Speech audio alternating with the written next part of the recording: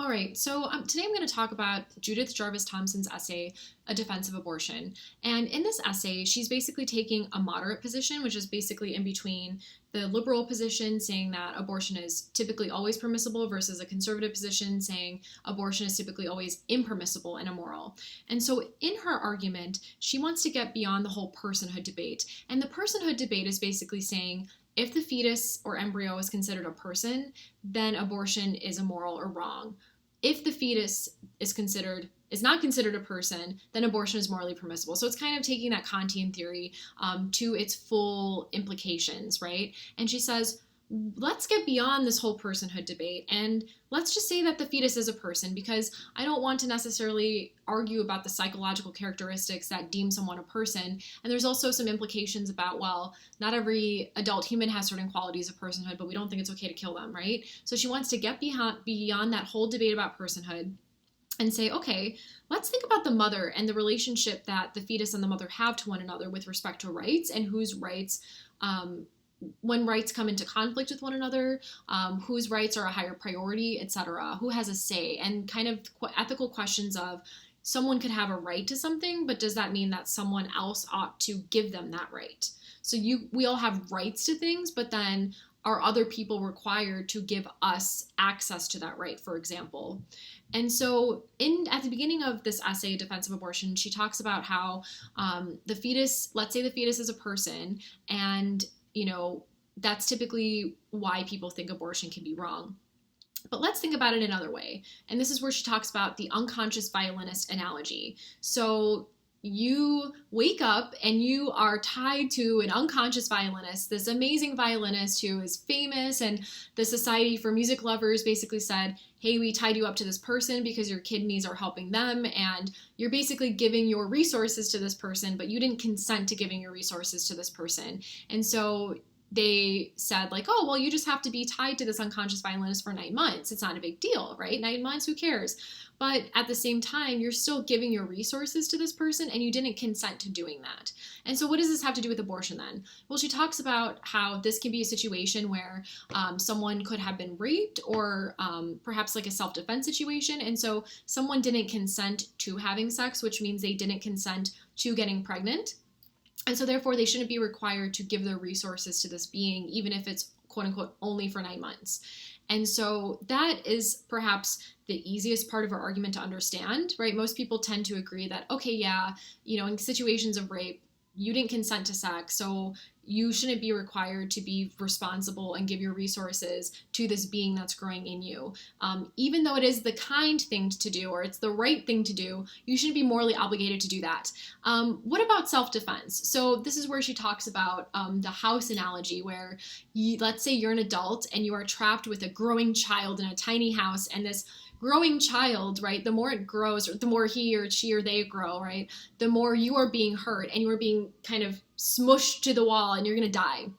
And so that's a situation where self-defense applies. It is okay for you to want to stay alive and potentially kill the child because you don't want to be smushed and you didn't necessarily consent to being in a house with this child. And also, something to keep in mind here is that you and the child don't equally own the house. This is your house that a child came into.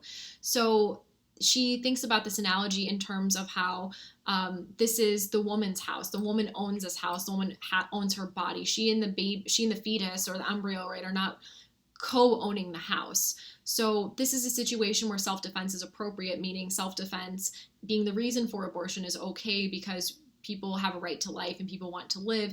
And this is a situation where both the mother and the child, or the mother and the baby, cannot be alive at the same time.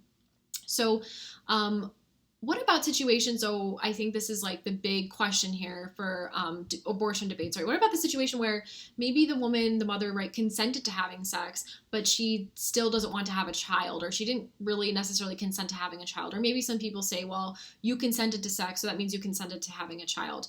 Well, okay, so we have established that the fetus and the mother both have a right to life, but the right to life that the fetus has doesn't necessarily mean that the mother has an obligation to maintain that right of life.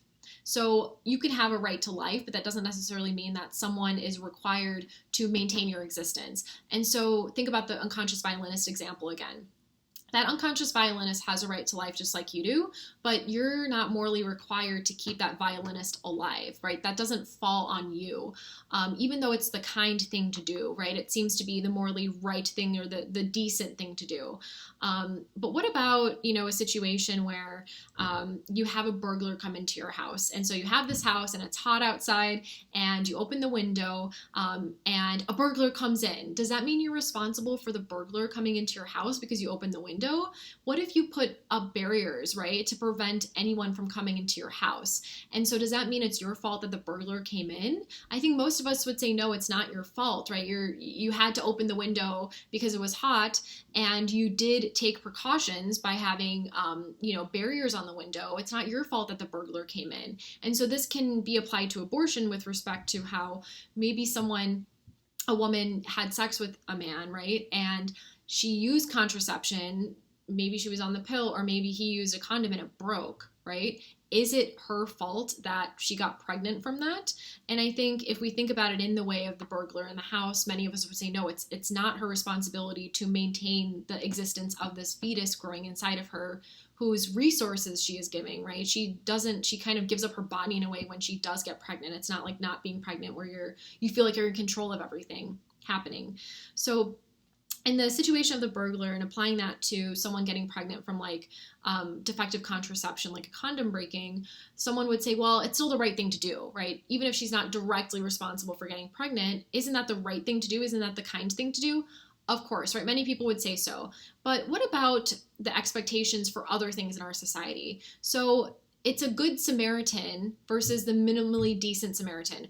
So think about intervention in a situation where, let's say you are a good Samaritan and you see someone being beaten up on the street and you go there and you intervene and you help that other person out, right? You're being a good Samaritan. But the minimally decent Samaritan may not go and directly intervene, but they might call the police or something, or not the police, but maybe they'll call someone they know who can help, right?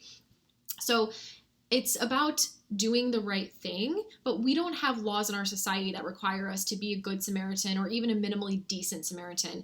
We have laws in our society to not kill other people, but we don't really have laws to be a good Samaritan. And this is where Thomson says, why do we have Good Samaritan laws when it comes to pregnant women, but we don't have that for anything else in our society? Why are these expectations so different? And so it's more about inconsistent reasoning in our society when it comes to the right to life of the fetus versus the right to life of the mother and the right to make choices. And she basically concludes saying that abortion is not always impermissible, but it's also not always permissible. And this is where she uses the example of, okay, we need to look at it in terms of a case-by-case basis, right? This is why she's moderate when it comes to the situation of abortion, because she's not saying it's always permissible.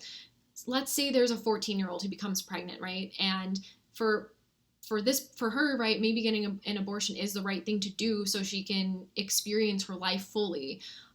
But maybe there's a woman who, has all of the resources for her baby, and she just doesn't want to get pregnant because she wants to wear a bikini in the French Riviera, and she doesn't want to, the pregnancy to ruin that, right?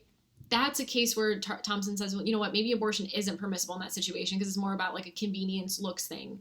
But in situations where maybe there's defective contraception or someone doesn't have resources or things like that, it can be permissible. So she doesn't want to make universal claims about abortion always being permissible, but she wants to convey that we need to look at it in terms of a case-by-case basis. So that's basically Judith Jarvis Thomson's essay, A Defense of Abortion, and her main reasoning behind it.